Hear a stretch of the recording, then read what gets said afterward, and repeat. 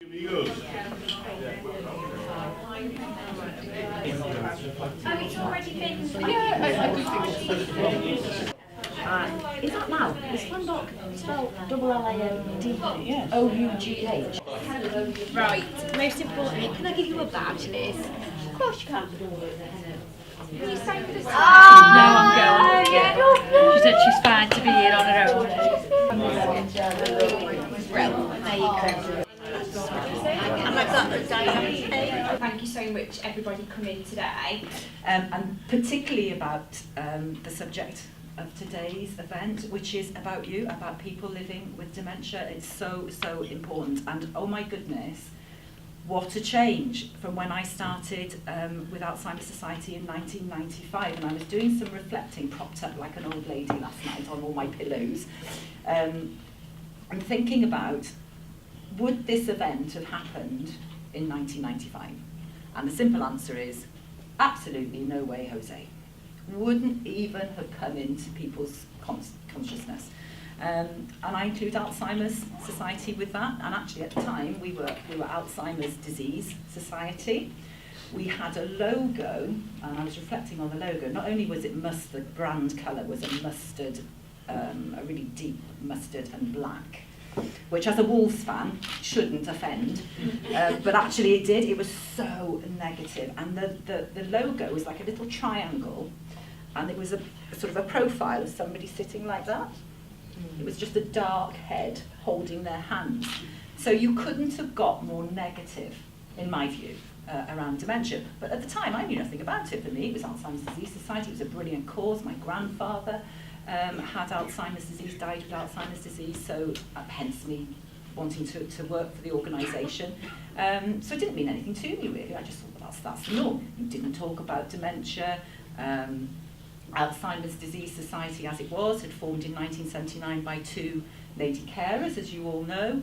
The focus very much was on carers and the support that they needed to be able to support the people they were caring for. Absolutely right and proper. You know, my personal experience with my step-grandmother, who was looking after Grandad, was that she absolutely needed that support. She could not have managed, and actually the impact on her when Grandad passed away, and it is the case now, that all the people that were coming to visit her and Grandad, the CPNs, the social workers, the personal carers, etc., which they did have in those years, all stopped, and she became very, very isolated and alone, and actually had her own problems as a result of that.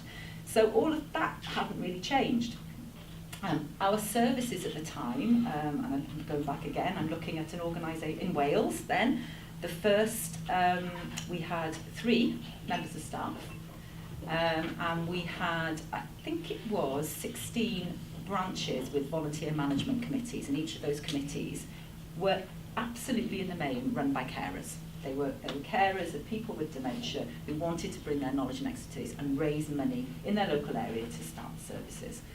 And all of the services, without exception, were for carers. They were for carers to support people with dementia. We didn't really talk about people with dementia at all. And when we did, not only within our own organisation, but in the news and in the newspapers, etc. It was very much around senile dementia. It was around, oh well, you know, the language was, what's the point? What's the point? It's not going to make any difference. So why do we bother?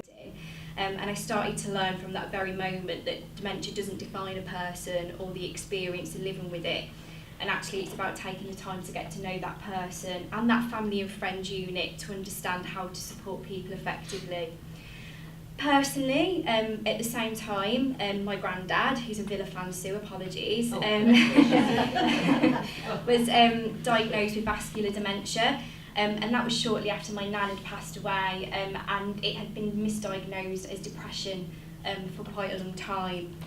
It was a testing time for my family.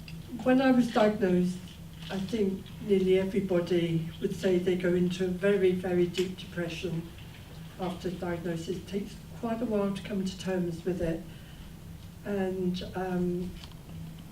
the Alzheimer's workers come around and speak to you, tell you what to do about your power of attorney and everything else. and about the activities that they provide.